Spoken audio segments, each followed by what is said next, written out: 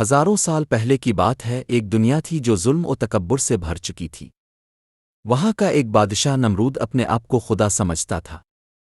اس کا غرور اور طاقت دنیا کے ہر کونے میں مشہور تھی۔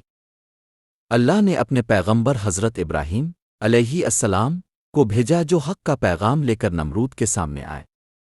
حضرت ابراہیم نے کہا، میرا رب وہ ہے جو زندگی دیتا ہے اور موت بھی۔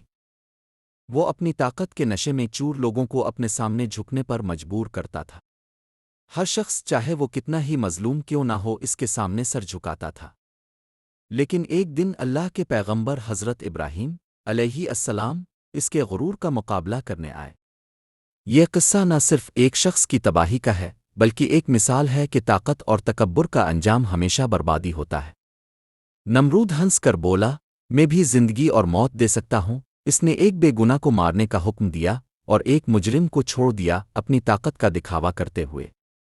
حضرت ابراہیم علیہ السلام نے کہا، میرا رب وہ ہے جو سورج کو مشرق سے نکالتا ہے۔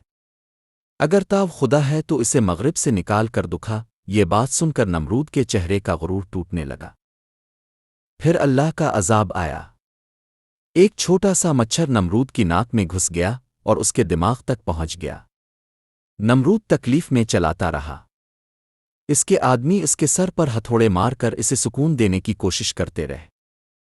آخرکار وہ شخص جو خود کو خدا کہتا تھا ایک چھوٹے سے مچھر کے سامنے ہار گیا۔ نمرود مر گیا اور اس کا غرور مٹی میں مل گیا۔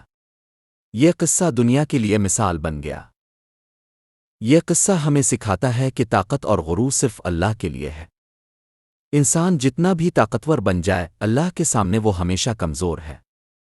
سیکھو، سوچو اور اپنی زندگی کو خدا کے راستے پر چلاؤ۔